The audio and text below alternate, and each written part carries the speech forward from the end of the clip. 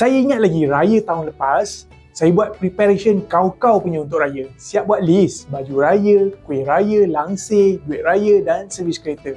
Kali ni kita nak sambut raya dengan tenang.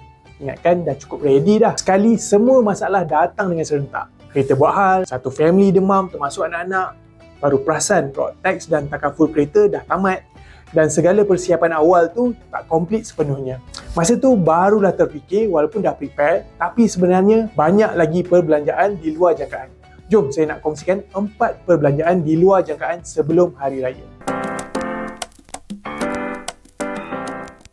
Bateri lemah, tayar botak, aircon tiba-tiba panas atau servis overdue. Kita bukan saja bayar kos repair, tapi kita bayar kos panik. Sebab kita nak pakai kereta cepat tapi tak sempat nak survey harga. Benda ni jadi kat saya masa nak beli juadah berbuka puasa di bazar berdekatan lah. Tengah drive, tiba-tiba steering jadi berat, lepas tu bunyi pelik keluar. Berhenti je tepi jalan, kepala terus kira. Kalau towing ni berapa? Spare part berapa? Bengkel pun penuh, sempat ke nak siap sebelum raya? Kereta tu lah yang nak bawa family kita jumpa mak ayah di kampung nanti. Masa kereta kena angkat towing, saya pun mampu senyum je lah. Tak ada siapa nak sakit. Tapi itulah yang terjadi. Belum settle lagi pasal kereta, malam tu badan mula rasa panas. Kita ingatkan demam sikit je lah, biasalah kita nak jimat, tak nak jumpa doktor.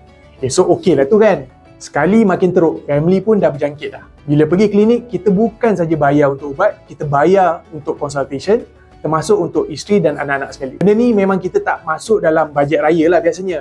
Masa tu kita kalau tak ada tabung kecemasan tu, memang tak tahulah macam mana nak settle. Okey, benda ni nampak kelakar dan menyakitkan jugalah. Road tax dan takaful bukanlah benda yang mengejutkan.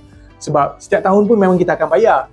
Cuma kos sebenar dia agak besar sikit lah kalau kita tak pecahkan ikut bulanan. 2-3 bulan sebelum tamat tempoh lagi dah, kita dah perasan dah memang kita kena bayar pada bulan tersebut. Cuma saya tak plan lah yang dia akan expired pada bulan Ramadan. Bila kita check My JPJ apps, terkejut jugalah. Kita tak ada pilihan lain, memang kita kena keluarkan duit juga. Sebab kita nak family kita dilindungi bila balik kampung nanti. Untuk perbelanjaan kecemasan dan di luar jangkaan macam yang saya kena ni, anda boleh dapatkan pembiayaan patuh syariah melalui direct lending.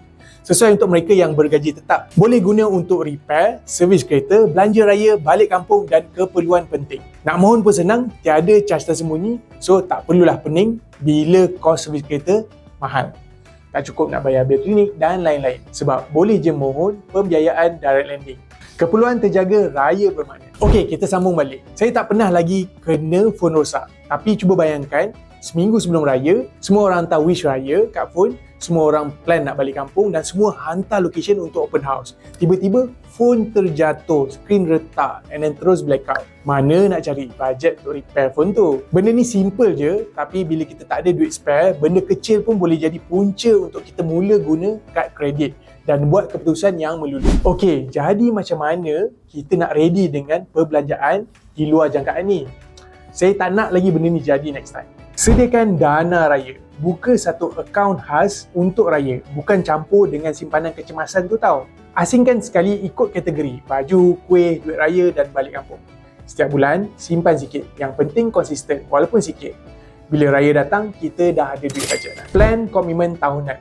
Kita buat benda paling simple. Kat kalender, kita tulis tarikh tamat road tax dan takaful dan juga tarikh untuk servis kereta. Lepas tu, kira jumlah tahunan bahagi dengan 12. Kalau 1,200 setahun, maknanya RM100 je sebulan. Bila sampai tarikh tamat tempoh, tak terkejut sangat sebab duit dah ada. Raya bukan pertandingan. Ni paling susah sekali sebab dalam kepala kita selalu akan compare dengan orang lain. Baju kena banyak pasang, rumah kena cantik, duit raya kena ekstra dan banyak pilihan makan. Tapi raya sebenarnya tentang silaturahim. Bila kita stop compare dengan orang lain, tekanan kewangan pun akan kurang. Sebelum raya, kereta buat hal, demam, road tax expired, phone rosak. Kita gagal bukan sebab masalah tu besar sebenarnya. Masalah tu kecil, cuma kita yang tak ada planning. Kalau anda tengah lalui benda yang sama, anda bukan gagal, anda cuma tak ada planning lagi. Kalau video ni relate dengan hidup anda, tulis kat ruangan komen pengalaman anda. Dan jangan lupa subscribe ke channel Direct Lending untuk info pinjaman dan tips kewangan yang santai.